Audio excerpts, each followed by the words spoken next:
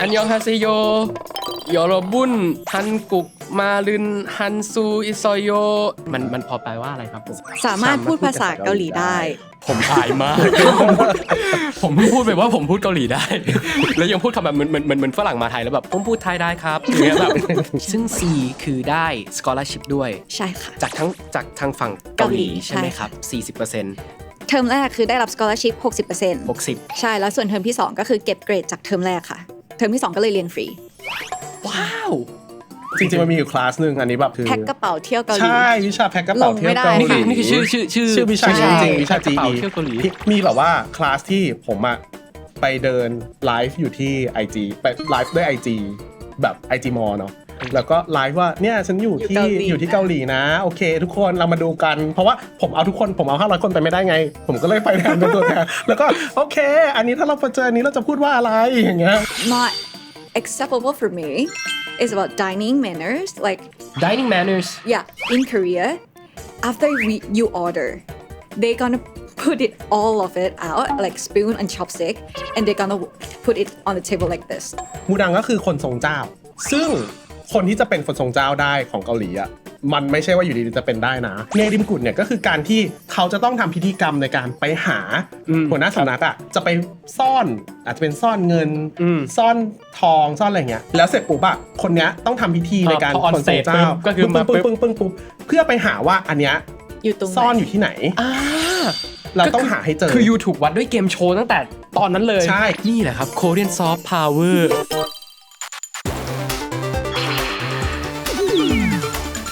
Welcome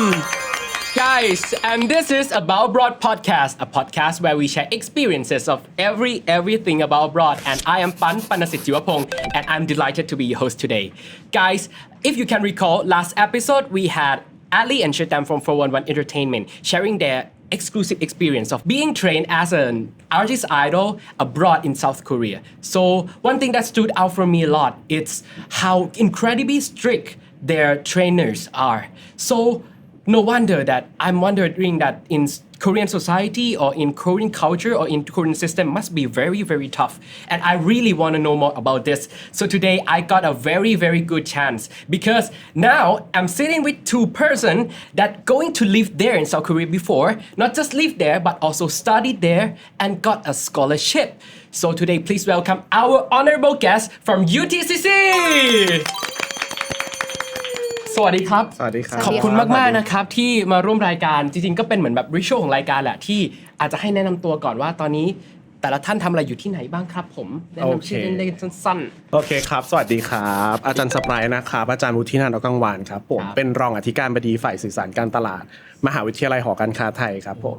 รองอธิการสวัสดีครับสวัสดีครับอาจารย์สปรายนะครับสวัสดีครับสวัสดีค่ะชื่อซีนะคะอาภานันท์ นินจิตสถาพรค่ะจบมาจากคณะมนุษยศาสตร์เอกภาษาเกาหลีจากหอการค้าค่ะครับขอบคุณมากๆนะครับThank you very much for the UTCC, the University of Thai Chamber of Commerce, for lending me two greatest human resources and also this outfit and also like a very good opportunity for us to talk about Korea deeper today. Before we going further, I would like to know more about your background, your maybe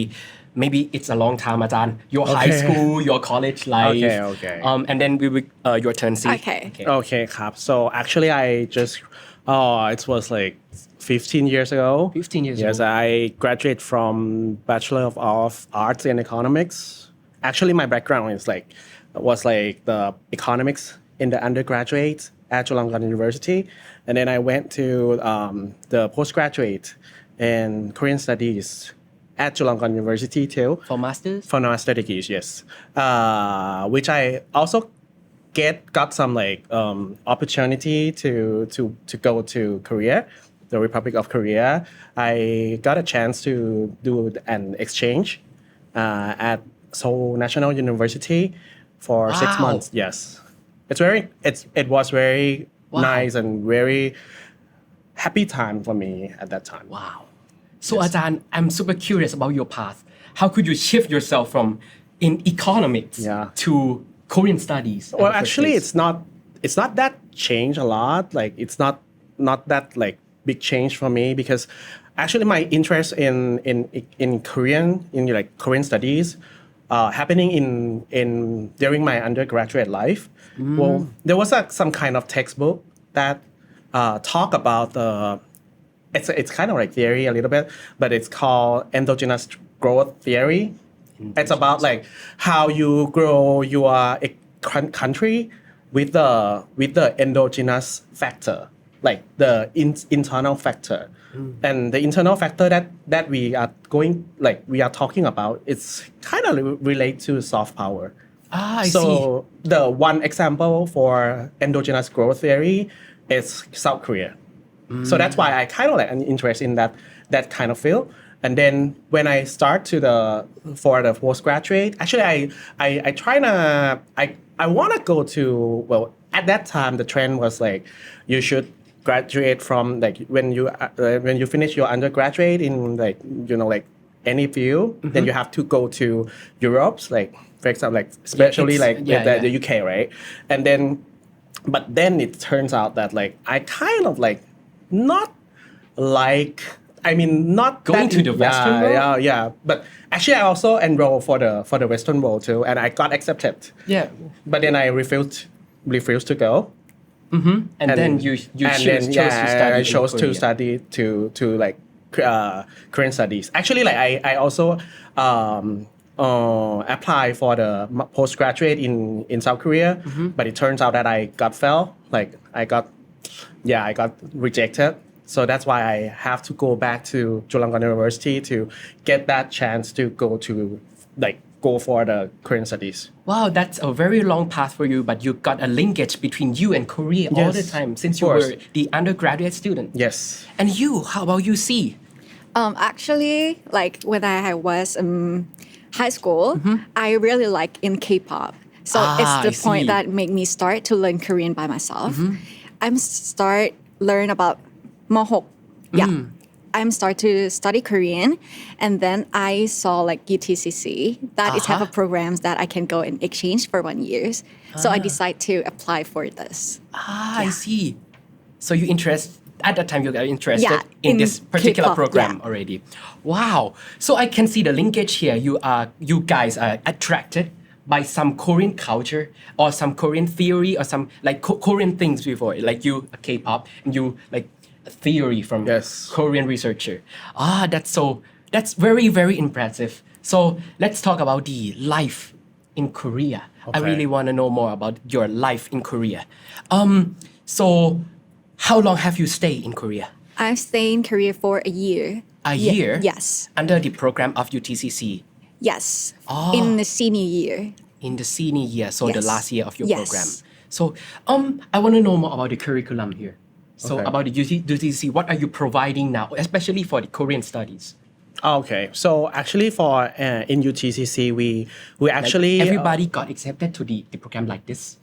yes, but normally like for C got the scholarship, right? Yes. You got scholarship, right? Scholarship mean you paid nothing for going to Korea? In the first semester, I paid about 40%. 40%? And the second semester, I for free, all for free. Wow! Really? Yes. So UTCC, you're providing this kind of courses? It's actually like the fee that the scholarship that she got was from the university that we got MOU together. Oh, to clarify that there are two sides of scholarships here, Yes. from Thai side and also from the Korean side. Yes. ว้าว คือถ้าเกิดอย่างเงี้ยผมค่อนข้างสนใจแล้วว่าคือไอ้หลักสูตรที่ว่าเนี่ยอาจารย์คือเขาได้ไปเกาหลีด้วยแต่ผมเชื่อว่ามันน่าจะมีแบบโครงสร้างจริง ๆ คือที่หอการค้าตอนเนี้ยเราให้หลักสูตรอะไรกับนักเรียนที่สนใจในเรื่องของเกาหลีเหรอครับ โอเคครับ ก็สำหรับหลักสูตรภาษาเกาหลีนะครับอยู่คณะมนุษยศาสตร์มหาวิทยาลัยหอการค้าไทยนะครับก็หลักสูตรเนี้ยครับสามารถที่จะเรียนที่ประเทศไทยได้ จริงๆก็คือมันเป็นหลักสูตร4ปีแหละแต่ว่าโดยปกติเนี่ยเราก็จะเรียนกันอยู่ที่ประมาณคือเราเรียนได้ตั้งแต่3ปี3ปีครึ่งถึง4ปีใช่ 3 ปีจบอย่างเงี้ยเหรอครับ ใช่3ปีก็จบได้ครับแล้วทีเนี้ยด้วยความที่หน่วยกิตเราแบบมีอยู่ที่ประมาณ123หน่วยกิตเนาะมันไม่ได้มากขนาดนั้นนะครับก็เลยทำให้การเรียนเนี่ยสามารถที่จะ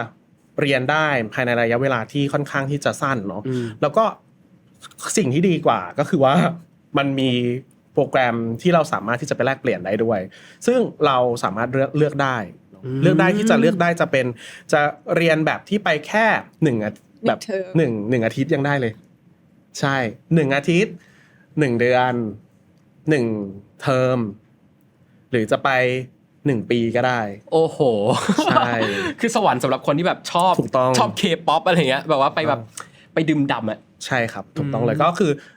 ไปเรียนที่นู่นเนี่ยไม่ใช่ว่าเรียนแล้วก็เรียนอย่างแบบหมายถึงว่าเรียนไม่ได้ว่าไม่ได้อะไรเนาะเพราะว่าตัวการเรียนที่นู่นนะครับสามารถที่จะเอามาเป็นหน่วยกิจที่หอการค้าได้ด้วยใช่ที่ UTCC ได้ด้วย ก็คือเราสามารถคือย้ายหน่วยกิจไปย้ายหน่วยกิจ ใช่ก็คือเอา ใช่ไหม สามารถที่จะ transfer หน่วยกิจอะครับจากที่เรียนที่ ครับ ที่มหาวิทยาลัยที่นู่นเนี่ยมาที่ประเทศไทยด้วยมาที่ UTCC ด้วยได้ ก็ให้มันแบบไร้รอยต่อเลยคนไปเรียนกลับมาปุ๊บก็ต่อได้เลย ใช่ จบได้เหมือนกัน ถู จาก กต้ ที่ อง ไทย ถูกต้อง อาจารย์ครับแล้วตอนนี้โครงสร้างอ่ะมันมีทั้งหมดกี่หลักสูตรครับเพราะเชื่อว่าหลายๆคนสนใจ โอเคจริงๆอ่ะโครงสร้างของเราอะครับมีทั้งหมด4 แบบด้วยกันนะครับก็คือมีเรียนแบบธรรมดาที่บอกไปก็คือเรียนประมาณมันได้ประมาณ4 ปี 4 ปี มันคือจริงเป็นหลักสูตรเรียกว่าหลักสูตร4 ปีแล้วกันแต่จริงๆก็อย่างที่บอกว่าเราสามารถที่จะลงเรียนได้ให้จบแบบ3 ปี3 ปีครึ่ง4 ปีอย่างนี้ได้หมดเลยนะครับแล้วก็จะมีหลักสูตรที่2ก็คือหลักสูตรสายกิจศึกษาอันนี้จะสายกิจศึกษาก็คือเป็นการที่เรียนมีฝึกงานใช่เข้ามาเกี่ยวข้องก็อันนี้ก็จะไปพอเรียนพอ3 ปีครึ่งนะครับในเทอมสุดท้ายเนี่ยเราก็จะไปฝึกงานกัน ครับผม ครับผมแล้วก็ต่อไปก็จะเป็นหลักสูตรที่เป็นเรียกว่า exchange program ก็คือจะเป็นหลักสูตรที่เหมือนน้องซีไปเรียนจะเป็นลักษณะที่คือจริงๆอ่ะแผนแรกที่เรามีคือ3+1ก็คือเรียนที่ไทย3 ปีแล้วก็เรียนที่เกาหลี1 ปีแต่อย่างที่ผมบอกไปว่าจริงๆแล้วอ่ะเราก็มีแบบที่ในกรณีที่น้องๆหลายๆคนอาจจะรู้สึกว่าเฮ้ยเรียน1 ปีนานเกินไปอะไรอย่างเงี้ยอยากไปแค่1 เทอมก็ไปได้เหมือนกันซึ่งอันเนี้ยมันก็มีทุนการศึกษาด้วยนะแต่ค่อยเล่าอีกทีหนึ่งแล้วก็จะมีหลักสูตรสุดท้ายซึ่งเป็นหลักสูตรใหม่อันนี้เป็นใหม่เอี่ยมใหม่แกะกล่อง ผมได้ยินมาว่าหลักสูตรนี้คือฮอตฮิตมาก ฮิตมากครับก็คือหลักสูตร dual degree ก็คือเรียน2+2เรียนที่ไทย2 ปีเรียนที่เกาหลี2 ปีอาจารย์ dual degree แปลว่าได้2 ที่2 ใบใช่จริงปะจริงโอ้โหอาจารย์ครับแล้วมหาวิทยาลัยที่ร่วม MOU กับโครงการนี้ของฝั่งเกาหลีคืออะไรบ้างโอ้จริงๆเรามีหลายมหาวิทยาลัยมากเลยครับเรามีทั้งมหาวิทยาลัยมยองจีนะครับมยองจีใช่มยองจีก็คือจะชื่อมยองจีแทคโยนะครับผมแล้วก็จะมีมหาวิทยาลัยอินชอนนะครับผมอินชอนแดนะครับอินชอนแทคโยนะครับผมแล้วก็จะมีมหาวิทยาลัยเชจูฮันลานะครับผมเชจูฮันลาก็จะอยู่ที่เกาะเซจูเชจูฮันลาแทคโยครับโอ้โหคือเยอะมากเพื่อนนึงให้สีเพิ่มเติมดีกว่าว่าไอ้ฝั่ง3 ปีที่ไทยผมคิดว่าเดี๋ยวเราจะได้มารู้เพิ่มเติมแต่ไอ้1 ปีที่ไปอยู่เกาหลีอ่ะคือเขาให้เราไปทำอะไรบ้างหรือมันจะมีแบบไหมเพราะว่าหลายๆครั้งอาจารย์เวลาเราเป็นนักเรียนแลกเปลี่ยนใช่ไหมครับเขาก็จะจับให้เราไปอยู่กับคนไทยด้วยกันไปอยู่ในห้องมีเราคนเดียว2 คน3 คนอันนี้เป็นยังไงอะซีอย่างแรกเลยคือซีเลือกที่จะไปมยองจีค่ะเพราะว่าเป็นที่ไม่มีคนไทยเลยมันอยู่ในโซลแต่ว่าไม่มีนักเรียนไทยณเวลานั้นอะไรเงี้ยใช่ซีก็เลยโอเคเพื่อที่จะแบบ improve skill เราก็จะไปที่ไม่มีคนไทยเราจะไม่ต้องคุยภาษาไทยใช่แล้วแบบก็ไปแบบคนรู้จักเท่ากับ0แล้วใช่แล้วเริ่มยังไงนะครับก็คือสมมติว่าอาจารย์ใช่ไหมคะบอกแล้วว่าเรามีทุนนะเรามีมหาลัยนี้แต่ถ้าเราอยากไปที่เนี่ยในเมื่อซีพูดภาษาเกาหลีได้ซีมีคะแนนสอบภาษาเกาหลีอยู่ถ้าซียื่นคะแนนไปซีสามารถลดแบบขอเป็นยื่นทุนไปได้ค่ะซีก็เลยใช้คะแนนยื่นไปที่นี่แทนที่จะไปแบบจ่ายเต็มที่อื่นอะไรอย่างงี้ครับซึ่ง C คือได้ scholarship ด้วยใช่ค่ะจากทางฝั่งเกาหลีใช่ไหมครับ 40%เทอมแรกคือได้รับ scholarship 60%ใช่แล้วส่วนเทอมที่2ก็คือเก็บเกรดจากเทอมแรกค่ะเทอมที่2ก็เลยเรียนฟรีว้าวซึ่งเรียนฟรีคือเรียนฟรีจริงเรียนฟรีเลยก็คือจ่ายแค่ค่ากินค่าอยู่จะแบบว่าจะลงกี่หน่วยกิจก็ได้ลงได้ไม่อั้นใช่เรียนฟรีหมดเลยผมถามเพิ่มเติมนิดนึงสิ่งที่สงสัยมากๆก็คือแล้วอย่างเงี้ยจบไปแล้วอาจารย์หลายๆครั้งส่วนใหญ่ถ้าเกิดมันมีฝึกงานเข้ามาด้วยหรือว่าไปอยู่ที่เกาหลีร่วมด้วยนะครับเราพูดเก่งมากแล้วเนี่ยแล้วมันจะมีสายงานแนวไหนที่รองรับเราไหมโอเคจริงๆจะบอกว่าเรียนภาษาเกาหลีภาษาเกาหลีเป็นภาษาที่มีคนใช้อยู่ทั้งโลกเนี่ยประมาณสัก65 ล้านคนโดยประมาณนะครับก็เป็นจำนวนหนึ่งต้องบอกว่ามีจำนวนหนึ่งแล้วก็ข้อที่สำคัญมากๆของเกาหลีก็คือด้วยความที่ประเทศเกาหลีมีอิทธิพลทางเศรษฐกิจมากเพราะฉะนั้นเนี่ยมันมีบริษัทแล้วก็มีคอนเนคชั่นหลายๆอย่างมีเน็ตเวิร์กบางอย่างที่ต้องใช้ภาษาเกาหลีแล้วภาษาเกาหลีเป็นภาษาที่คนเรียนเหมือนจะมีคนเรียนเยอะแต่มีคนที่เรียนลึกจริงๆน้อย ผมว่า beginner อะเยอะมาก ใช่ใช่เพราะทุกคนก็จะเหมือนแบบรู้อันยองฮาเซโยใช่ไหมครับ โอ้ ใช่ อาจารย์ครับ จริงๆ ผมวันเนี้ยผมตั้งใจฝึกภาษาเกาหลีมา โอเค จะให้ซีกับอาจารย์ลองตรวจสอบว่า ได้ ผมเองพูดว่าอะไรนะครับ โอเค ขออนุญาตเปิดสคริปต์ก่อน อาจารย์ให้อภัยผมด้วย ได้ครับ ขออภัยชาวเกาหลีทุกคนครับ โอเคนะครับ ผมลองนะ1 2 3อันยองฮาเซโยยอรบุนชอนึนปันอิมิดาฮันกุกมาลึนฮันซูอิซอยโย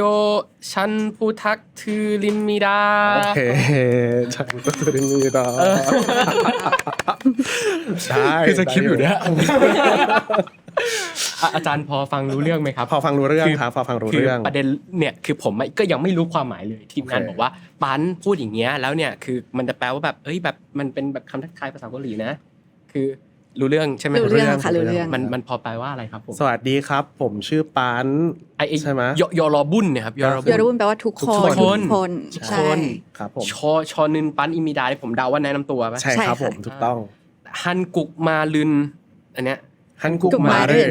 มาขอโทษครับ ฮันกุกมารึน ฮันกุกมารึน ฮันซูอิโซโย ไฮซู ให้ อิ สวย ซอย สวย แปลว่า สามารถพูดภาษาเกาหลีได้ ผมอายมาก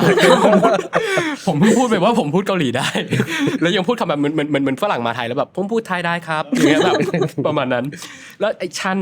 พูทักทูริมนิดา โอเคจริงๆก็คือพูดว่าชายพุทักทริมิดาชายพุทักทริมิดาใช่ครับชายพุทักทริมิดาแปลว่า ชันพูทักทูริมนิดา ฝากเนื้อฝากตัวด้วยนะคะ ใช่ เหมือนอันนี้โดโซโยโรชิคุโอเนไงชิมัส ใช่ครับคำเดียวกัน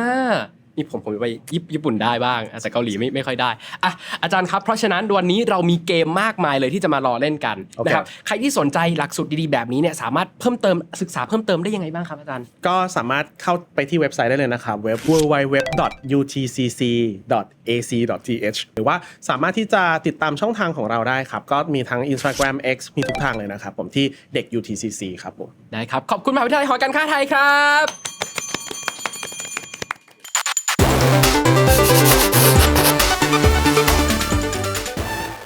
โอเคครับสำหรับเกมถัดไปนะครับก็คือเกม Explore New Experience ครับ I will review the flashcards here. Each flashcard will contain one word, and if you see the word, you can share any story related to the word, like car, traffic, weather, anything. Okay. Okay. So maybe I would like you to start first. Okay. Okay. Choose your own. We have 5 here. So let's choose the top one. The top one. Good choice. Good choice. Okay. Okay. Life. Life. How about Okay. life in Korea? Okay. Actually, before I go to Korea, I always live with my family. Like, if everywhere I go, I gonna have my family beside me, right? But when I go to Korea, I need to survive by myself, right? All by yourself. Yeah, all by myself. Like normally, I never stay in dorm. I never slept over at my friend's place or anything. Yeah. So, but when I went to Korea, I need to stay in dorm. In dorm. Yeah, and I don't have family there or people I know. There's all no one. Yeah, Okay. there's no one there. Okay. So it's such a new things for me. So everything start with I need to go to dorm, right? And that dorm is have like 4 people. In one single room. Yeah. Really? 4 bed, 4 people, and in dorm. And I never stay in dorm. So everything need to share. It's so new and I really don't like it actually. So I would like to know more about the context here. So you stay in the dorm that one room has 4 people contained inside. Yeah. And you have like a share common space for laundry, for cooking. Yes. For the whole building, everybody use the same laundry room. Yeah. So must be like a very life-changing experience for you. Yes, it's so new. And like I never go to like other country or other city by myself. But when I go to Korea, I have a many solo trip.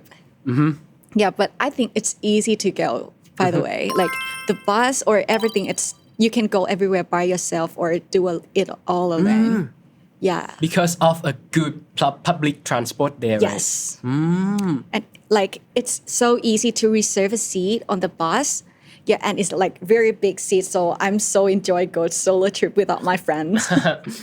I can Yeah. see. So, where have you like went there in like on your solo trip in South Korea? Like I go to, it's like this. อุ้ยจังหวัดอะไรลืมเลยอะ ลืมจริงว่าไปไหน แล้วอาจารย์มองแบบแล้วกูจะรู้ไหม จังหวัดอะไรอะ เดี๋ยวนะคังวอนจุก คังวอนโด คือจุก คือจบ คือจุก Yes I go to Kangwon by myself and like I go to Hanlasan it's it's a mountain there I go to like climbing all alone but Korean people like always go to with their partners partners like boyfriend girlfriend Yes yeah it's gonna be a bit lonely but it's fun yeah life there is so fun because I can explore all by myself and have you like seen somebody there in Korea No, just Actually, like a no. quick question because we are so lonely as an exchange student, Yes, right? right. It's not like a personal question. I just would like to know that how could you like conquer your loneliness at that time? So some people might like have like some solutions for like, okay, go and see somebody. like luckily like I went there about exchange student right For 1 year. yes and over there is it's gonna have more exchange student but there's other nation yeah like there's have Japan Brazil USA Malaysia it's have a lot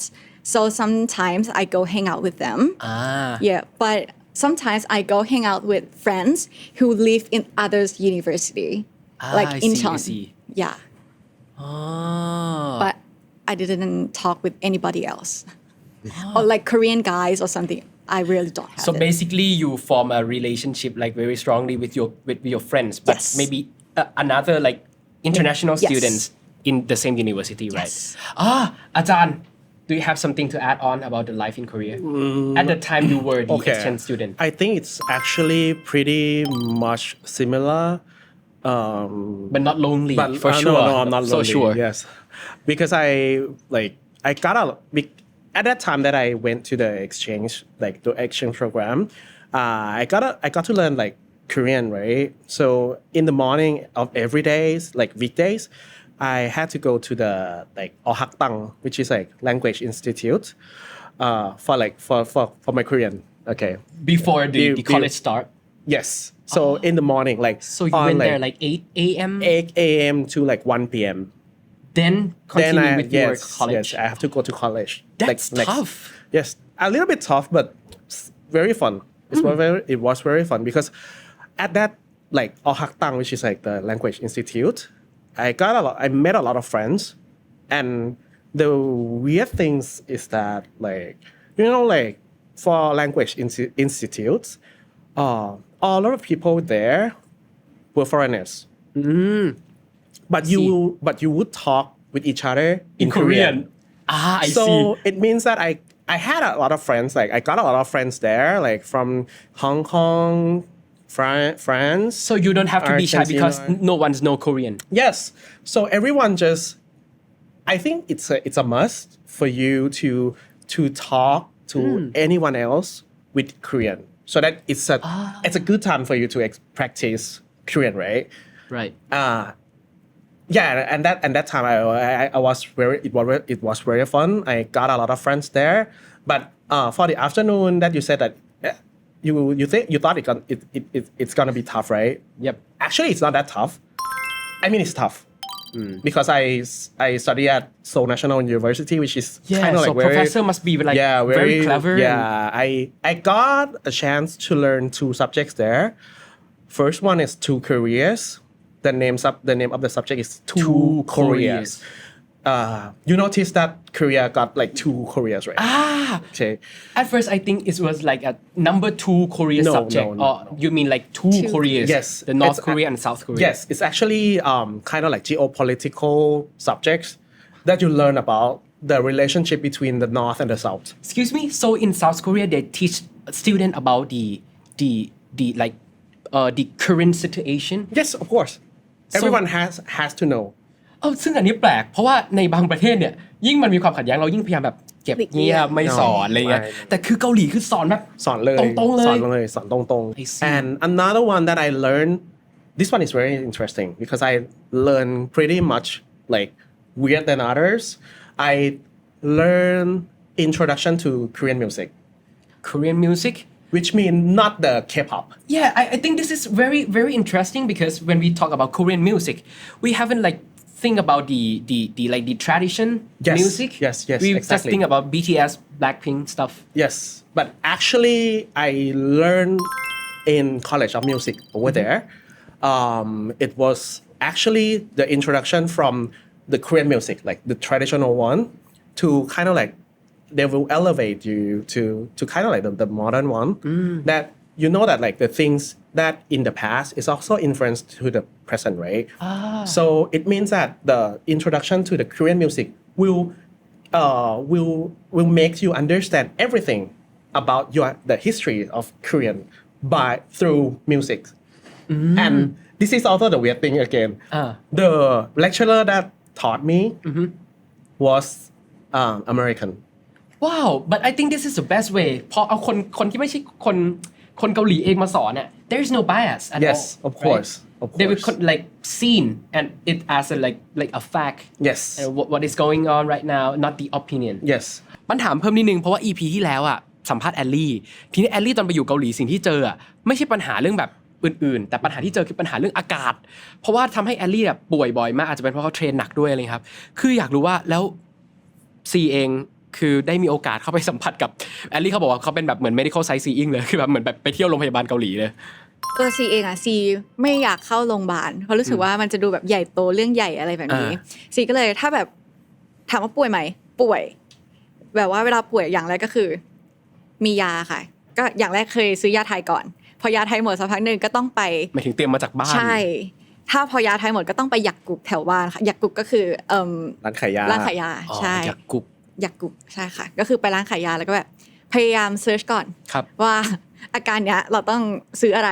ซึ่งมันไม่ควรทำนะครับทุกคน ใช่ค่ะ รา เป็นสิ่งที่ไม่ควรทำ โอเค แต่ว่าไม่เป็นไรผ่านมาแล้ว ใช่ก็คือโอเคก็ลองเซิร์ชดูแล้วว่าโอเคถ้าเราเจ็บคอประมาณเนี้ย อืม ก็ไปอันนี้แล้วก็แบบโอ้ไปหาเขาแล้วก็แบบโอ้อีโกอิเซะโอ้ฮกจีอีโกเอร์มาเอออะไรอย่างงี้ก็แบบไปถามเขาแล้วก็ซื้อเอาแต่สิ่งที่เป็นบ่อยที่สุดไม่ใช่การป่วยแต่คือแพ้น้ำค่ะไม่ว่า แพ้น้ำ ใช่ไม่ว่าจะอยู่หอหรือว่าย้ายออกมาอยู่แชร์เฮาส์ก็แพ้น้ำก็คือสิวจะขึ้นทุกอย่างผดขึ้นตลอดเวลาอันนั้นก็คือต้องไปคลินิก แล้วอยากรู้คือมันเลิศจริงไหมหัตถการเกาหลี คือรอบก่อนหน้านั้นเราเคยไปเรียนแบบ short term แล้วกั ครับ บ อาจารย์เนี่ยแหละค่ะแบบแต่ระหว่างนั้นอ่ะเราพาคนอื่นไปทำอย่างเดียว เราก็ยังไม่รู้หรอกว่ามันเลิศเบอร์ไหน ครับ แต่พอมา long term อันเนี้ยก็คืออ๋อ ลุย คือราคามันย่อมเยาวค่อนข้างที่จะย่อมเยาว มันก็ยาวกว่าไทยเยอะเลยเยอะเลย มาก มากๆค่ะ อาจารย์เสริมเลย มาก มากๆครับ มาก แต่แบบความทรมานคือเขาจะมือค่อนข้างที่จะหนักเลย got it อาจารย์ครับ next will be your turn โอเคค ครั รั บบ ผม ว้าว for left here let me see โอเคเมื่อกี้ see Top shows the top Yeah. then I shows the bottom okay cool okay what you got is soft power โอ้โห คิดว่าอันนี้อาจารย์น่าจะถูกใจ เมื่อกี้นี่แค่เกริ่นเรื่องเกาหลีมันนิดนึงนะ โอ้โห เล่าได้ยาว อาจารย์ I want to know more about the soft power in Korea it's just Okay. like you asking for the art in Thai okay there must be like some like broad thing to talk about yes Like, a actually lot. like It's a big word. soft power is very a big word when you talk about soft power people will just talk about like K-pop Korean drama you know like things like that right but it actually not just that it's I think it's about in big words it's like Koreanness Koreanness ความเป็นเกาหลี you know อาจารย์ is it happen naturally or is it all curated to be the soft power to be the main engine Wow. of the country like and the country main industry okay because I'm super curious like for Thai it's naturally happen like just like okay we yes, have Khon and then it got like it has influence among the tourists how about in Korea is it like planned or curated actually I think that well it's a mixed answer here I think it was influenced by government too I mean, if you date back to the history of Korean, you will see that, well, Korean got a lot of things happening in their history. Like for past 100 years, they got, like, Joseon, right? Joseon is like Joseon is the late kingdom. The late kingdom, yes. The one that got Where this Hanbok- This Hanbok. one? Yes, this Hanbok was from Joseon dynasty. So it's like Joseon kingdom was kind of like ภาษา in Thai is like ราชอาณาจักร Joseon. So at that time there was kind of like king system over there. To take place is just like the era of Jumong and Dajangum, right? Chumong was even before. Even before, but Dajangum, yes. Daejangum, yes. Ah, Yes. I know Dajangum. Okay, so 100 years ago, right? And Right. then they got annex like in Thai is like ครอบงำ by Annex. yes. ANEX. Yes, annex by Japan during 1910 to 1945. After like World War II ends, they got free, right? And then they got another big things happen, which is Korean War during 1950 to 1953. That caused the The division. the division between the North Korea and the South, right? And then afterwards, because they were kind of like suffer from like the loss from the annexation, also like the war, right? They got very poor at that time. Actually, date back in like 1950s, Korean was one of the poorest countries in the world. But they got a lot of kind of like Korean spirits over there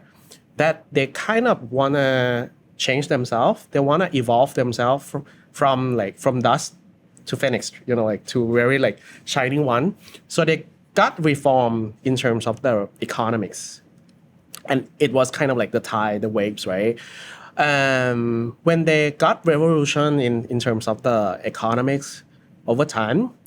they kind of like interested about cultural things. That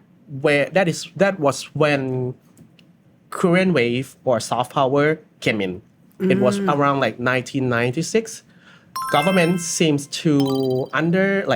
interest in the policy that they want to send their cultural things, influence. Yes, the cultures and their everything about Korean outside of themselves. So that was kind of the start of Korean. And to answer what you asked about, right, whether like it was kind of like curated or it was naturally, I think it was, It's a mixture. it's a mixture. So it was the First place happened naturally, Naturally. but there is like some strong support from the strong government. push from the governments. Wow. So that was kind of the things that makes K-pop very unique and very successful. So for me, like as a Korean studies teachers, like lecturers, right? I kind of think that cultures in Korean it's not just about like K-pop. It's about Koreanness. Like Koreanness. yes. Hanguk, like Hanguk Jokkin. In Korean is Hanguk Jokkin. ความเป็นเกา ความ ห เป็น ลี เกาหลี yes ความเป็นเกาหลี Koreanness can be say in anything. For example, like like when maybe like 10 years ago, men like us might think that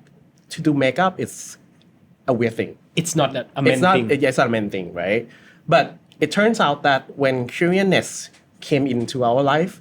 it turns out that you start to think that okay, it's fine to get some lip gloss. It's okay to get some, Foundation like 화장, right now. foundation, Yeah. right? Have yourself a best version. Yes, and also the way you look, the way you dressed. I have to ensure that you got some influence from Korean for sure, right? Exactly. Yeah, for example, like sneakers, right? Right. Sneakers is one of the good examples that people tend to change from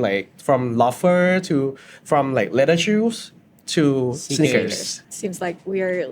like in the classroom. Right. Lecturing. And I will be in the front row. Okay. And I will pay for it to listen to this lecture. Right. So if I enroll to the UTCC, so ปันจะได้โอกาสที่จะเรียน Yes, กับ of อาจารย์ course, วิชา of หนึ่ง course, of course. อาจารย์สอนวิชาอะไรที่ UTCC เรียนผมสอนจริงๆผมสอนวัฒนธรรมเกาหลีครับ ครับ แล้วก็สอนอันที่ยากๆหน่อยก็ Korean economy คือถ้าเกิดใครสนใจแบบนี้คือผมบอกเลยว่าหลักสูตรเนี่ยคือมันดีมากที่สำคัญคือวันเนี้ยคือหอการค้าอนุญาตให้ผมยืมตัวอาจารย์มาคือรู้เลยว่าแบบนี่ครับคือเราจะได้กับอาจารย์อย่างนี้สมบัติของหอการค้าเลยไหมคือท่ามกลางนักเรียนก็คือนี่คือแบบปูชนียบุคคลของ ไม่เคยลงคลาสอาจารย์ได้เลย จริงเหรอมันเต็มเลยเหรอ เต็มแล้วก็เต็ม อาจารย์ต้องเปิดแบบเปิดพอดแคสต์แล้วล่ะ จริงๆมันมีอยู่คลาสหนึ่งอันนี้แบบขำๆนะแบบคลาสในจริงๆเป็นคลาส GE ครับวิชาศึกวิชา GE มันคือ แพ็คกระเป๋าเที่ยวเกาหลี ใช่วิชาแพ็คกระเป๋าเที่ยวเกาหลี นี่คือชื่อ วิชา ใช่ จริงๆวิชา แพ็คกระเป๋า GE เที่ยวเกาหลี แพ็คกระเป๋าเที่ยวเกาหลีสอน ซึ่งต้องมียาแก้สิว ซึ่งต้องมียาแก้สิวแพ็คกระเป๋าเที่ยวเกาหลีจะสอนว่าจะไปเกาหลีอ่ะเราจะต้องทำตัวยังไงเตรียมตัวยังไง ซึ่งจริงๆอ่ะเด็กๆทุกคนใน UTCC อ่ะสามารถลงเรียนได้ ผมเคยเปิด1ครั้งมีคนลง500คนต้องไปเรียนในห้องประชุม อาจารย์แพ็คยังไงให้คน500คนดูอะ ก็เล่นกันไปเรื่อยเลยทุกวันเลยแล้วก็มีแบบว่าคลาสที่ผมอะไปเดินไลฟ์อยู่ที่ IG ไปไลฟ์ด้วย IG แบบ IG Mall เนาะแล้วก็ไลฟ์ว่าเนี่ยฉันอยู่ที่เกาหลีนะโอเคทุกคนเรามาดูกันเพราะว่าผมเอา500คนไปไม่ได้ไงผมก็เลยไปแทนเป็นตัวแทนแล้วก็โอเคอันนี้ถ้าเราเจออันนี้เราจะพูดว่าอะไรอย่างเงี้ยแล้วก็อันนี้เป็นการเดินทางไปด้วยเชียร์ชอยนะเชียร์ชอยคือรถไฟฟ้าใต้ดินนะอะไรอย่างเงี้ยสนุกดี โอเคอันต่อไปที่ผมอยากรู้มาก next we will talk about the night life คือได้ยินเพื่อนที่ไปเกาหลีมาเยอะมากครับเกี่ยวกับเรื่องของการตี้ที่เกาหลีคือมีหลายคนบอกว่ามันสุดไปอีก1เลเวลคือ สุดๆที่แรกเราจบเที่ยงคืน เราสามารถโอเคไปอิชา อิชา ก็คือไปรอบ อัน ส แร อก ง อาจจะเรียกว่าอิลิชาก็คือ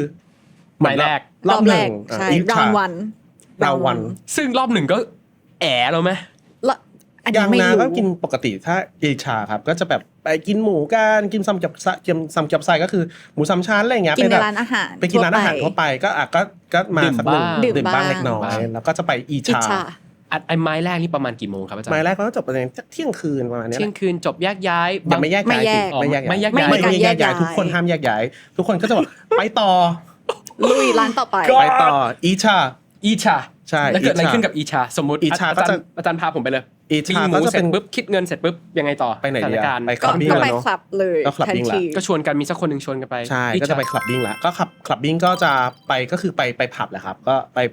ปร้านอย่างนี้ไปร้านแบบ ก็เข้าไปปก ไป ติ ร้านสังสรรค์ปกติ ใช่ ใช่ แต่ถ้า ล้วก็ ใครที่แข็งแกร่งหน่อยก็อาจจะไปซัม ซัม ชา ชา สั ชา ชาแล้วแต่ ใช่ซัมชาก็จะเป็นสมมติพอ เดี๋ยวแล้วไอ้คลาสครั้งสองเขาเรียกอะไรนะครับ อีชา อีชาเนี่ยนี่มันจะอยู่ประมาณ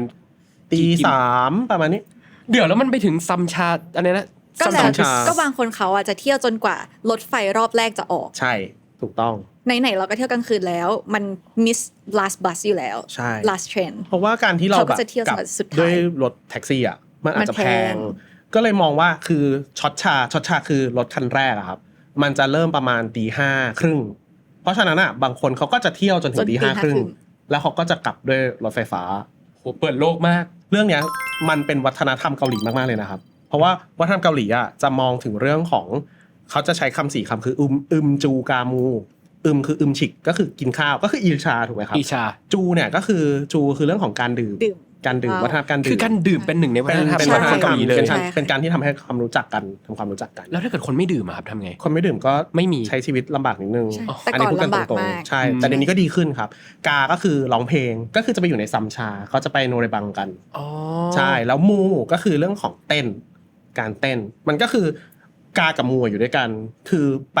คาราโอเกะเราก็จะเห็นแบบคือเราเห็นไอซีรีส์เดียวใช่ป่ะที่แบบว่าเขาไปแล้วทำไมเฮ้ยมันดูสนุกจังอะทำไมแบบร้องเพลงไปด้วยเต้นไปด้วยอะไรเงี้ยมันคือจูกามูมันคือวัฒนธรรมเกาหลีจ๋าๆเลย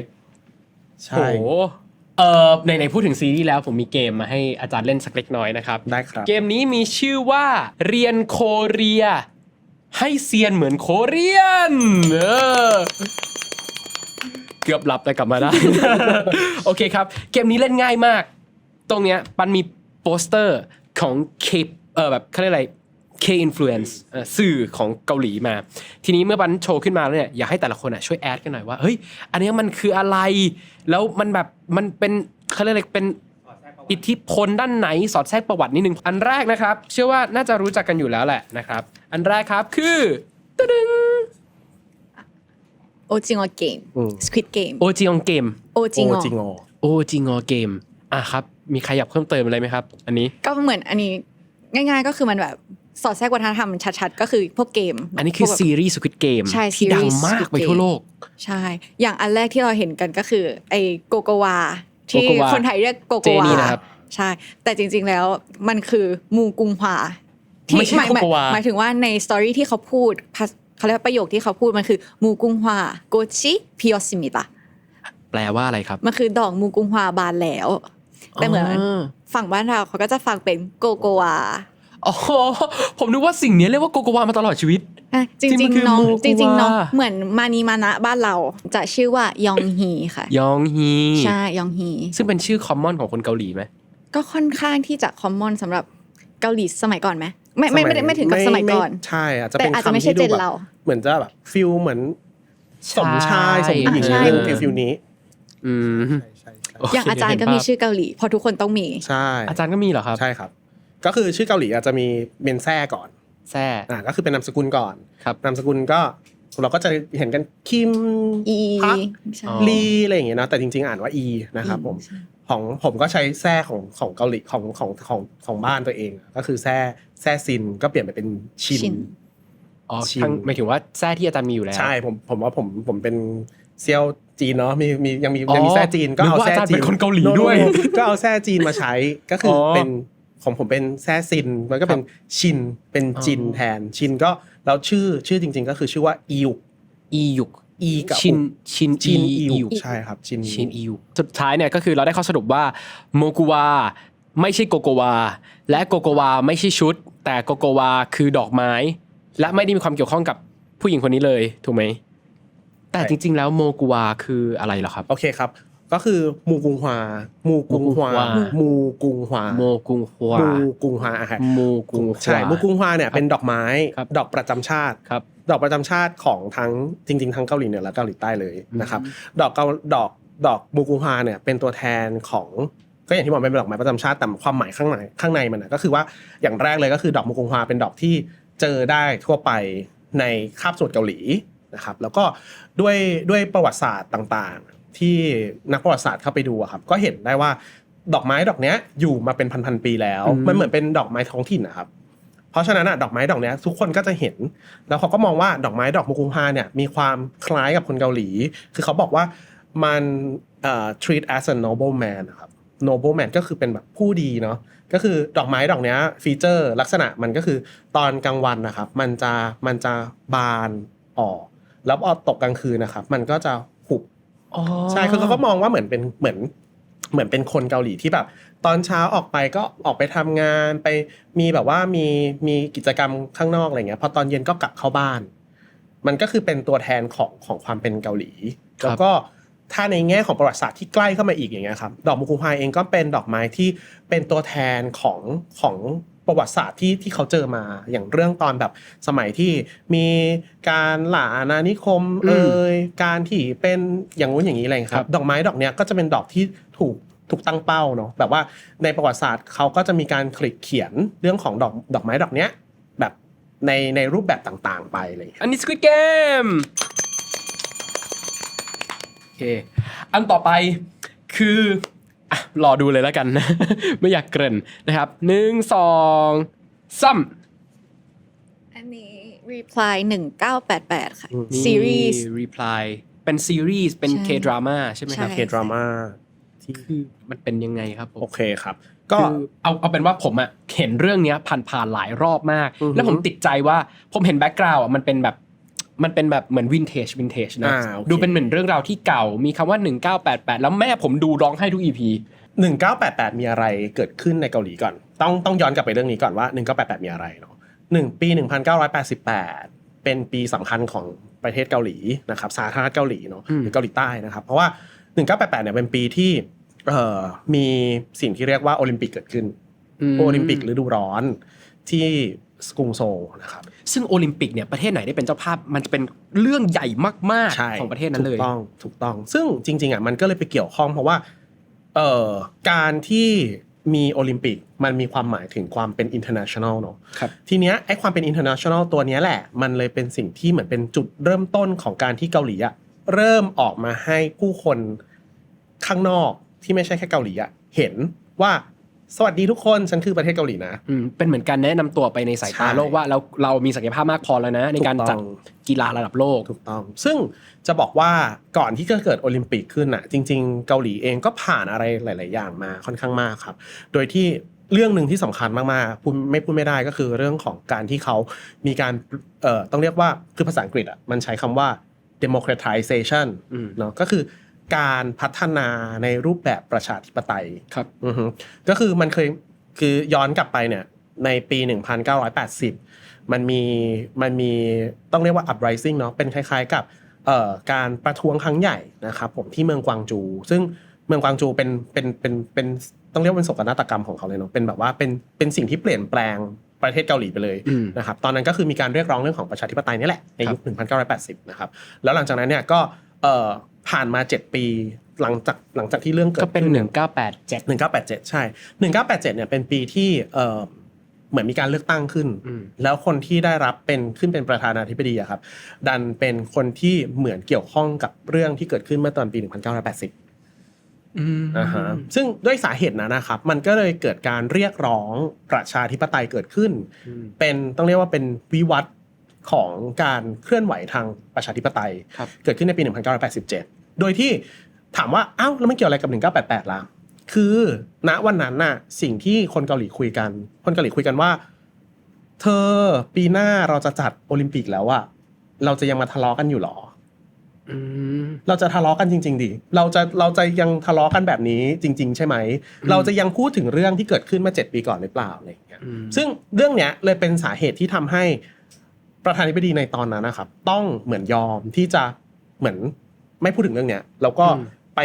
ไปโฟกัสในเรื่องของการทำโอลิมปิกในปี 1988ใช่มันก็เลยเป็นจุดเปลี่ยนสำคัญมากๆในมุมมองของการพัฒนาระบอบประชาธิปไตยในยุคนั้นแสดงว่าสภาพสังคมที่ take place อยู่ในเรื่อง Reply 1988มันเป็นแนวยังไงครับเขาเจอกับปัญหายังไงบ้างอย่างในเรื่องตัวเอกเขาก็ยังแบบมีออกไปแบบประท้วงอะไรอยู่แล้วเรื่อยๆอะไรเงี้ยค่ะเราก็จะเห็นว่าแบบผลกระทบของแบบณเวลานั้นสำหรับคนที่ออกไปประท้วงอ่ะเขาพบเจอกับอะไรมาบ้างแล้วแบบสภาพสังคมณเวลานั้นอ่ะระหว่างไม่ใช่แค่เรื่องสงครามแต่ว่าเป็นพวกแบบเขาเรียกว่าอะไรหญิงชายข้างในนั้นก็มีอีกเยอะมากๆหญิงชายเหรอครับใช่แบบว่าความเหมือนรักลูกชายของคนเกาหลีอะไรเงี้ยไม่เท่ากันใช่ความไม่เท่าเทียมใช่พวกนั้นก็มีทุกอย่างอยู่ในเรื่องนี้หมดเลยสุดยอดเลยครับอันนี้คือ Reply ครับโหสนุกมากได้ความรู้เยอะมากเลยบางเรื่องเป็นเรื่องที่ไม่เคยรู้จริงๆว่ามันลึกลงไปมากๆเลยอ่ะอันสุดท้ายครับนี่ Battle of Fates ครับนี่โอเคคือผมอ่ะได้ยินมาว่าคือเพื่อนผมพูดถึงเรื่องนี้กันเยอะมากว่ามันเป็นเรื่องที่คือเขาพูดในเชิงที่ว่าไทยก็ทำได้ประมาณนี้มีใครได้มีโอกาสดูหรือยัง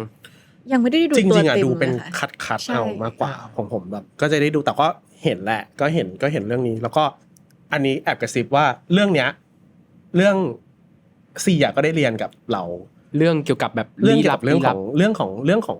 shamanism ก็คือเรื่องของความเชื่อเรื่องเนี้ยเรื่องคนทรงเจ้ามันจะอยู่ในวิชาวัฒนธรรมเกาหลีคืออย่างที่บอกเด็ก UTCC อ่ะได้เรียนอะไรแบบเนี้ยเยอะมากผมอยากเรียน UTCC แล้วครับ คืออยากไปซิทอินคลาสอาจารย์มากตอนนี้ก็คือคนทรงเจ้าในภาษาเกาหลีครับเรียกว่ามูดังมูดังเนาะมูมันมีความหมายมูเหมือนมูเตลูเลยมูนั้นเลยก็คือถ้าแบบเขียนเป็นภาษาจีนอ่ะมันจะเป็นรูปแบบอย่างเงี้ยคือมันจะเป็นรูปคน2คนคือเขาเป็นคนสื่อกลางวิญญาณอะไรเงี้ยใช่แต่ทีเนี้ยเรื่องที่มันน่าสนุกของมูดังอ่ะมันคือเรื่องของการที่คุณจะมาเป็นมูดังมากกว่าคนที่เขามาเป็นพวกเนี้ยครับมันมีพิธีกรรมเป็นหนึ่งนะมูดังคือคนไหนครับมูดังคือลักษณะเนี้ยครับที่เขาใส่ชุดหลายๆสีใช่คนที่ใส่พระคนที่ถือพระแม้กระทั่งคนที่ใช้ธงอะครับนั่นคือมูดังก็คือคนทรงเจ้า อ๋อก็เป็นเหมือนแบบเป็นแก๊งคน เป็น ที่ ค แบ น บ ทร มี ง ยา เจ้าน พิเศษ ใช่ ละ มี กั งาน นพิเศษ ซึ่งคนที่จะเป็นคนทรงเจ้าได้ของเกาหลีอ่ะมันไม่ใช่ว่าอยู่ดีๆจะเป็นได้นะมันจะมีมันจะมาจาก2พาร์ทลองฟังดูแล้วมันจะดูตลกไหมลองฟังดูนะ2อันหนึ่ง เรียนไปพร้อมกันเลยนะ เรียกว่าเซซึมูกับอีกอันเรียกว่าคังชินมูเซซึมูอ่ะก็คือคนที่เหมือนกับพี่แบบญาติพี่น้องอะครับเป็นเขาเรียกอะไรเป็นคนทรงเจ้ามาก่อนเขาก็เหมือนแบบด้วยความที่พ่อแม่เป็นคนทรงเจ้าฉันก็เลยเป็นคนทรงเจ้าตามไปด้วยอุ้ยอันนี้เหมือนร่างทรง GDS เลยใช่ไหม ใช่ ไหม ใช่ เป็นแบบว่า ใช่ชื่ออะไรนะยายแย้มป่ะชื่ออะไรนะ ใช่ ไม่ใช่แย้มไม่ใช่ทีมงานบอกไม่ใช่ชื่อนี้ แต่ว่ามันจะเหมือนเรื่องหนึ่งถ้าเคยดูจะมีเรื่องชื่อเรื่องว่า Exuma ผมเคยดู Exuma เคยดู Exuma คนที่สักเยอะๆที่เขากรีดอะไรแล้วลาดเลือดลงไปป่ะ ใช่เขาจะมีคนที่สักเยอะๆครับที่เขาเป็นคนตีกลองส่วนใหญ่อะคนที่เป็นคนตีกลองพวกนั้นจะเป็นคนที่ผ่านสิ่งที่เรียกว่าเซซุมูมาก็คือจะเป็นกระบวนการวิธีอีกแบบหนึ่งใช่ซึ่งเซซุมูอะพูดง่ายๆก็คือเหมือนคนที่เป็นเซซุมูอะครับจะเป็นคนที่อาจจะไม่ได้แบบว่ามีพลังแก่งกล้ามากนะเพราะว่าในความที่เป็นแบบไม่ได้สืบทอดทางสายเลือดสื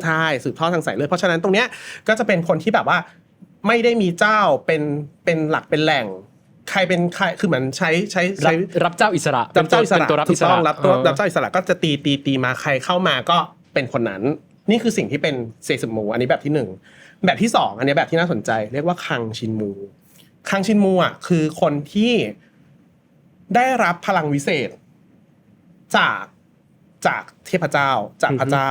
โดยที่คนพวกนี้จะต้องผ่านสิ่งที่เรียกว่าชินเปียงชินอ่ะแปลว่าเทพพยองแปลว่าโรคชินเปียงถ้าแปลภาษาไทยก็คือโรคจากเทพก็คือหมายความว่าอยู่ดีๆวันดีคืนดีเดินไปแล้วรู้สึกเหมือนอยู่ดีๆตาพร่าทำไมฉันเห็นแสงนะหรืออยู่ดีๆได้ยินเสียงหูแว่วมันเหมือนมีคนมาพูดอยู่ข้างหูอะไรอย่างเงี้ยคนพวกนี้แปลว่าเขาทางบูดังนะครับจะมองว่าคนกลุ่มนี้คือคนที่ได้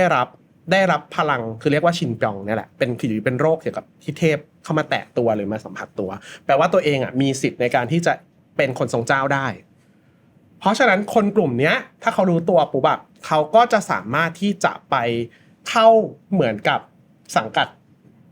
ในการเป็นคนทรงเจ้าได้เรียกว่าเนริมกุดอ่ะเป็นพิธีที่เหมือนจะเดบิวต์แล้วอะเดบิวต์ใช่มันคือการเดบิวต์ในเชิงของ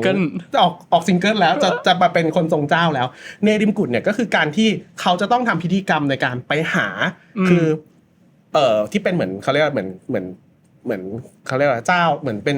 เหมือนสำนักเนาะหัวหน้าสำนักอ่ะจะไปซ่อนอาจจะเป็นซ่อนเงินซ่อนทองซ่อนอะไรเงี้ยไปกับคนนึงในห้องส่งสมมติเลเซอย่างเงี้ยแล้วเสร็จปุ๊บอะคนเนี้ยต้องทำพิธีในการคนทรงเจ้าก็คือมาปึ้งปุ๊บเพื่อไปหาว่าอันเนี้ยซ่อนอยู่ที่ไหนเราต้องหาให้เจอคือยูถูกวัดด้วยเกมโชว์ตั้งแต่ตอนนั้นเลยใช่ก็คือตรงนั้นเลยว่าบิวไม่บิวตรงนั้นก็คือถ้าสมมติว่าตึ้งเจอแปลว่ายูผ่านแปลว่ายูสามารถเป็นคนทรงเจ้าได้นี่แหละครับ Korean Soft Power ใช่แล้วมันก็เลยนำมาสู่ K-pop ไงว่ากระบวนการเดบิวต์ก็อาจจะมาจากการฝึกซ้อมเป็นบูดังอุ้ยทำไมฉันถึงมีเสียงที่ดีอุ้ยแล้วก็มีค่ายหนึ่งมาเห็นแล้วก็อุ้ยเดี๋ยวเราต้องเข้าไปเทรนพอเทรนเสร็จปุ๊บก็เดบิวต์ออกมาใช่แล้วก็มาทำให้ดูว่ายูร้องเป็นจริงเปล่าเสร็จปุ๊บก็เดบิวต์นี่แหละ Soft Power ของจริงใช่ไหมครับมันเกี่ยวหมดเลยแล้วก็ได้เรียนอันนี้ในวัฒนธรรมเกาหลีนะUTCC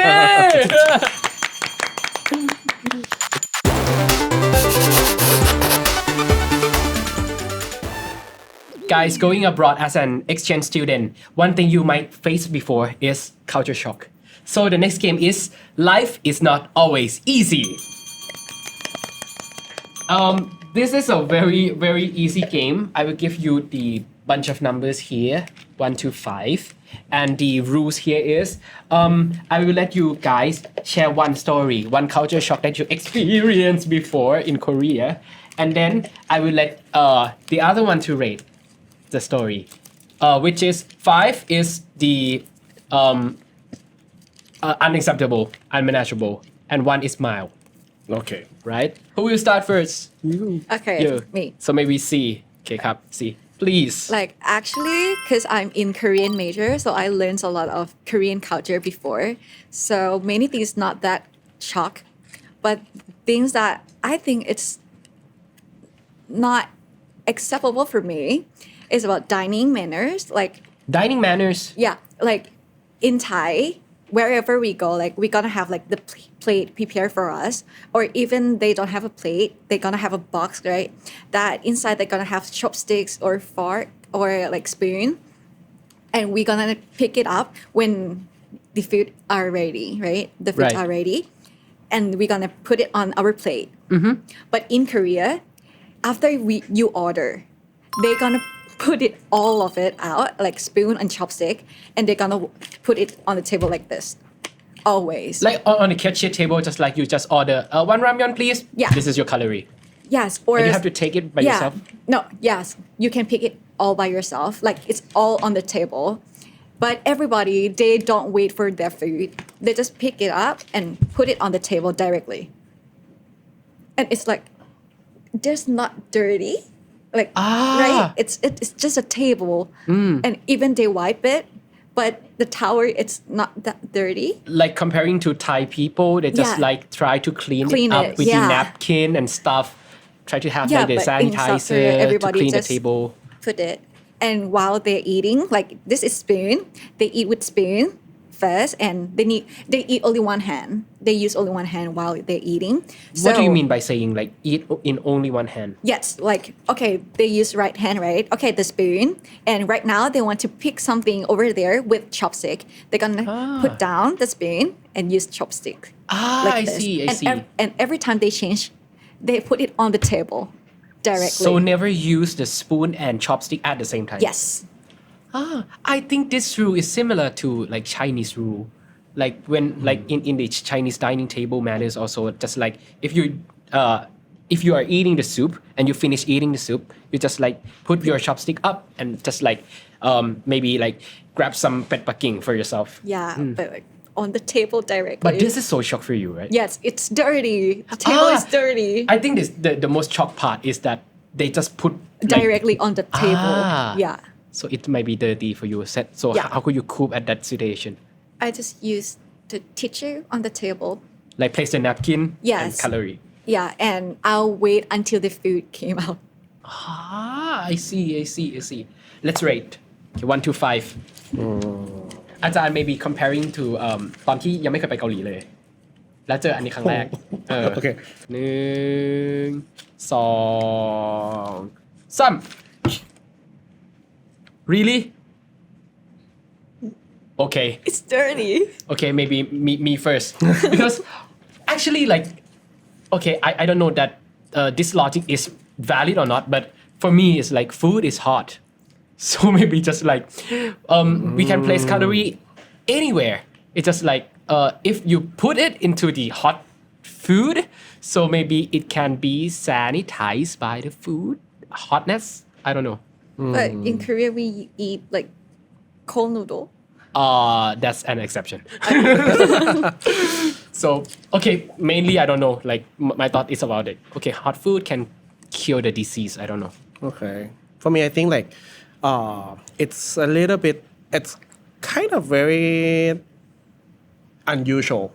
for even for Thai, right? Because Thai people use spoon and fork, right? Right. But for Korean they will use the spoon. And the spoon will be kind of like very specialized one with the long one, you know? With like The silver. the silvery, yes. And it's always the silverware, not the Of plastic course, cutlery. that's why I got 4, but I put it 4 because actually the reason why they can put it on the table is that because the reason why they use the stainless, right? Because they can sanitize them before with the hot water, like you said, right? So is there like a bowl of hot water or a bowl of boiling water on the table? No. No, They in will the just kitchen. they're in the kitchen, and also the table is also in stainless, right? Normally, so actually they also sanitize them already. Yes. Okay. Thank you. And this is your story. อาจารย์ครับ it's your turn Okay. and I will rate you. Okay, ครับ So for my culture shock, I would say like C because I didn't have any like specific one. As I mentioned, like C, I think C lives in the dormitory, right? First semester here. Yes.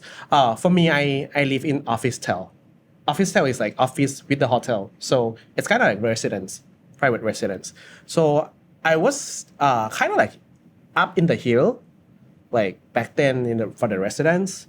And every day that I went back from SNU, It's like a mini hiking for you every day. yes, I have to do the mini hiking every day. So I walk up, and we have to pass like a lot of housing around. So there was one time that I went back around like midnight after Ilcha. Okay. Okay. After my like Icha. Actually Icha. Like Okay. after like Icha. After midnight. After midnight, yes. I went back and then I did the hiking a little bit to go to my office tower. So what I saw at that time was that I was walking around, like walking up, right? And then I saw someone picking up me from the pole, like the light pole. There was like some kind of like that kind of like this thing happening. Like I could see them. I could see him. Actually, it's him. I could see him like kind of like peeking like this. And I was like, was he like drunk, man? Because it's normal in Korean to find someone drunk drunk people. Okay. after midnight, right? So I was like, okay, there might be the drunk guy over there and peeking, like maybe like they were just like trembling or something like that. So I just walk up and then I was kind of like care to myself, walking around. I'm not drunk, to be honest. Okay, when I arrived at the light pole, things kind of like spooking me because there was nobody there. Actually, What? yes, and I was like, okay, what's going on right now? Like, คือคนนั้นนะใคร ใช่ so at that day, like later day, I just got out and then I have to walk back the same direction as I went up, right? So I went back to that Excuse me, house in the morning or in kind of like in the noon at noon actually. I was like woke up so late at that Okay. day because I got back very late. So at noon I just like went to the college, right? And then I just walked at the same direction that I went back. And then when I went back to the thing, like to that part, it was kind of like things that happened. Like I just saw it by myself that there was a the lady. same person? No. There was a lady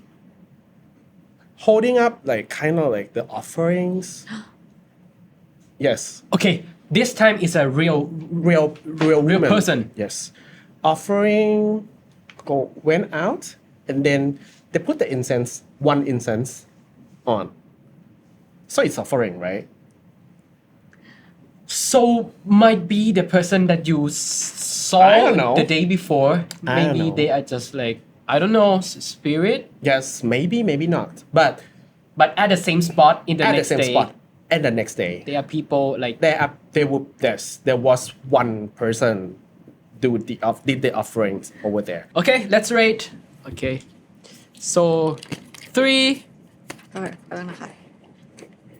okay. Okay. 3, 2, 1, go. I would say 5. You? I got 4. myself. I said 5 because if I were you at that time, I think that I cannot manage things like you did. I would just not like walk fast. I will like simply run into the Okay. hotel and like make things big. Just like tell the hotel reception, there's the person. I saw the person here. Could you please see the person here? And I was like ทำเป็นเรื่องใหญ่อะอยู่แล้ว So I think this is unmanageable. But I think this is not like. I think it's kind of common story that I heard before, because there is something like this happen in Taiwan or also Hong Kong, or especially here in Thailand. Yes. It's just like people they did offering like in the street in their homes. You have like so many things like this before. But if I were you at that time and face a situation like this, I cannot manage it. Of course. I think it's just normal because it's not that normal, but I didn't expect that I gonna met like that situation in Korea, but we can met it like see it in Thai. So yeah, I think I just surprised that it happened in South Korea. also Yeah. yes and you rate 4 not 5 yes because I still think that like it's just one time that I mean that is the first time that I met but I got a lot of things happening Okay. afterwards but so 5 maybe for the man like approaching you Yes. run to you maybe yes 5 yes I think that well actually like for Thai superstitious that's still kind of like a little bit more scary right right but so ร่างทรง that เนี่ย thing that kind of things that like like just picking up is maybe it's just some coincidence too that's why I got 4 because I still think that the same spot yeah but the same spot right Maybe someone drunk and want to eat like the day offerings before offering. good assumption ก็จริงนะครับ ก็ บาง จริ ที ง คนเมาก็แบบเห็นของไหว้ของอะไร ก็เห็นวางอยู่ก็คิดว่าใครมาวางทิ้งไว้หรือเป แต่ ล่า อันนี้เป็น ไม่ พล็อด แต่ ห มั นั น งผีได้อีกพล็อดนึงเลยนะ แต่อันนี้มัน ไปกินของไหว้อ่ะ แต่มันขึ้นก่อน ไม่ ขึ้นก่อน ว่าแบบเหมือน อ่ะ ได้แบบ เรื่อง ฟิล คิด ฟิล เอง แบบ กลัวเอง มาทำแบบเป็นรูทีนมาให้ แต่ ทุก คน วัน ที่ให้ ไง เป็นผู้หญิง ไม่สิไว้ถึงว่า the day before ผู้หญิงก็เอามาไหว้แล้วไง no แล้วแบบ at that time there was no offering over there โอเคอินจอง เอ้ยจังโอเค อินจอง อันนี้ about abroad podcast นะครับ ไม่ใช่อังคารคุมโปงกลัวละ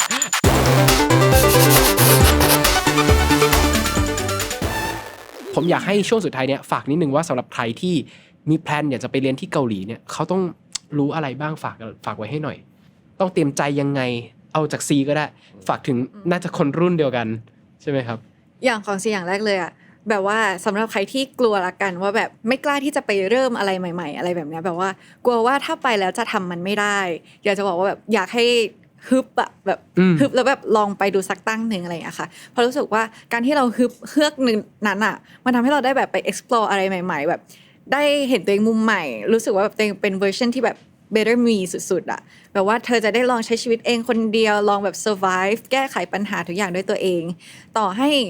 เราอาจจะแบบไม่ได้ก้าวกระโดดในเรื่องของสกิลภาษาหรืออะไรก็แล้วแต่เราจะได้สกิลอื่นมาแบบ 100%ใช่ แต่ก็อย่างในภาษาเนี่ยก็น่าจะได้มากๆแหละเพราะทั้งสองคนเก่งมากพูดภาษาเกาหลีอาจารย์ต้องเก่งอยู่แล้วครับ สาธุ แต่ว่าซีพูดเก่งมากเหมือนกัน ใช่ อ่ะงั้นให้อาจารย์ฝากเพิ่มเติมดีกว่าใคร โอเค ที่แบบอยากจะไปเกาหลี นอกจากแพ็คกระเป๋าไปเกาหลี โอเคครับ จริงๆอ่ะผมอยากฝากคำหนึ่งไว้ มันจะมีผมขอฝาก2คำแล้วกันเนาะจริงๆคำที่แบบสำคัญมากคือชิกมุลไซจาคำว่าชิกมุลไซจาแปลว่าอะไร ใช้แบบใช้ชีวิตตอนเนี้ย ใช้ชีวิตตอนนี้เนาะคือผมมาเชื่อว่าทุกคนน่ะก็ยังมองเห็นว่าเกาหลีมันดีจริงไหมบางคนก็อาจจะมองว่าฉันชอบอย่างนี้แล้วมันสามารถเทิร์นมาเป็นอาชีพได้จริงหรือเปล่าอะไรเงี้ยซึ่งอยากจะบอกว่ามันมีหลักฐานทางเขาเรียกอะไรหลักฐานที่ที่แบบชัดเจนมากๆก็คือนักศึกษาเราที่เรียนจบไปแล้ว อย่างเช่นน้องซีอ่ะเป็นล่ามเนาะจริงๆเห็นอย่างนี้น้องซีเป็นล่ามเนาะ ไทยเกาหลี ไทยเกาหลีได้เกาหลีไทยได้ ซึ่งซีก็เป็นล่ามให้กับศิลปินอะไรอย่างนี้ด้วย แล้วผมก็เชื่อว่าไอ้คำว่าชีกุมุลไซจามันชัดมากก็คือเราใช้ชีวิตวันนี้แหละ ใช้ชีวิตแบบที่เราเป็นนั่นแหละ ครับ แล้วเราอ่ะเชื่อว่ามันทำได้อยู่แล้วแล้วเกาหลีสาขาภาษาเกาหลีที่หอการค้าเองอะครับก็เป็นหนึ่งในตัวที่อาจจะช่วยเราอ่ะในการที่จะไปถึงได้จริงได้เร็วขึ้น ครับ อือฮึแล้วก็อีกอันนึงจริงๆอ่ะมันจะมีสปิริตนึงที่เกาหลีอ่ะสอนผม อันนี้ต้องเป็นเหมือนเขาเรียกว่าเป็นมอตโต้ประจำใจเลย ก็คือคำว่าอันเทมยอนเทเกฮาระ อันค อั รับ นเทมยอน อันเทมยอน เทเกฮาระ เทเกฮาระ ใช่ คือถ้าแปลภาษา ได้อยู่นะ ถ้าแปลเป็นภาษาอังกฤษก็คือ if you cannot do it you have to do it หรือถ้าแปลเป็นภาษาไทยก็คือ ถ้าทำไม่ได้ก็ต้องทำให้ได้ This is like a very Korean spirit yes very Korean spirit that we talked before in 1980 yes คืออันเดมยอนเทเกฮาราครับมันเป็นคำที่ประธานาธิบดีคนหนึ่งเคยพูดเอาไว้ ซึ่งผมมารู้สึกว่าคำนี้มันใช้ได้กับทุกคนนะวันนี้หลายคนอาจจะรู้สึกว่าฉันจะทำมันได้ไหมภาษาเกาหลียากเหมือนกันนะหรือว่าจริงๆไม่ได้ฝากแค่ภาษาเกาหลีแหละจริงๆฝากถึงทุกอย่างมีความยากของมันแต่ผมเชื่ออย่างหนึ่งว่าสุดท้ายอ่ะถ้ามันทำไม่ได้แล้วเราพยายามทำมันแล้วอ่ะยังไงมันก็ทำได้ ไม่ว่าคุณจะมีฝันเล็กหรือฝันใหญ่ยังไงฝันมันต้องเป็นจริงให้ได้ดิ โอ้คมมากอาจารย์ ครับผมขอเพิ่มเติมอีกนิดนึงเชื่อว่าหลายๆคนอ่ะพอฟังถึงตรงนี้แล้วเนี่ยก็มีความรู้สึกว่าจริงๆคือเกาหลีเป็นประเทศที่หลายๆคนใฝ่ฝันแต่การไปเกาหลีในช่วงเนี้ยก็ถือว่ามันไม่ใช่เรื่องที่ง่ายมากเท่าไหร่เพราะว่าอย่างเช่นที่อาจารย์บอกปัญหาเรื่อง KATA หรือบางคนอยากจะไปเรียนเกาหลีจริงๆแต่เขาไม่ได้สามารถไปเซ็น MOU กับมหาวิทยาลัยที่เกาหลีได้ที่จะได้ scholarship ดีๆอย่าง C ได้นะครับเพราะฉะนั้นอยากให้ทั้งคู่เนี่ยช่วยฝากเรื่องหลักสูตรที่ UTCC หน่อยสำหรับ Korean Study ตอนนี้เนี่ยปันเข้าใจว่าหลักสูตรตอนนี้ที่มาแรงที่สุดคือ double degree dual degree ใช่ นะครับ2อัพเป็นยังไงฝากถึงหลักสูตรนี้หน่อยครับครับผมก็สำหรับหลักสูตรปริญญา dual degree ที่เป็น2ปริญญานะครับก็จะเป็นหลักสูตรที่เรียนที่ UTCC 2 ปีแล้วก็เรียนที่เกาหลี2ปีนะครับโดยที่อันเนี้ยก็จะเป็นความร่วมมือร่วมกับทางเชจูฮันลาทาเกียวหรือว่าเชจูฮันลา University นะครับผมที่จะอยู่ที่เกาะเซจูเกาะเซจูก็สวยเนาะเพราะฉะนั้นเนี่ยคนที่อยากไปเรียนนะครับผมก็สามารถที่จะเรียนตัวนี้ได้แล้วก็จริงๆตัวนี้จะเหมาะกับคนที่มีพื้นฐานภาษาเกาหลีมาแล้วด้วยเพราะจริงๆก็จะมีน้องๆหลายๆคนที่เรียนศิลป์เกาหลีมาแล้วถ้าน้องเรียนศิลป์เกาหลีมาแล้วเนี่ยจริงๆมหาลัยเราก็สามารถที่จะใช้ตัวของคะแนนโทปิกซึ่งก็คือการวัดผลการสอบระดับของภาษานะครับภาษาเกาหลีเนี่ยในการยื่นมา pass ชั้นได้ด้วยแล้วก็มาในแง่ของการที่จะเอาไปยื่นในส่วนของ dual degree ซึ่งมันก็จะคล้ายๆกับน้องซีตรงที่ว่าของน้องซีเนี่ยยื่นโทปิกไปเพื่อที่จะโทปิกขอทุนซึ่งตัวเนี้ย2+2ตัวเนี้ยครับ2ปีที่เรียนที่ไทยโอเคจะจ่ายตรงนี้จำนวนหนึ่งแต่พอตอนที่เราไปอีก2ปีตรงนั้นมันก็จะมีค่าใช้จ่ายที่อยู่ที่นู่นเนี่ยถ้าสมมุติว่ามีในส่วนของโทปิกตัวเนี้ยครับก็จะช่วยได้ในส่วนของอาจจะมีในส่วนของ scholarship เข้ามา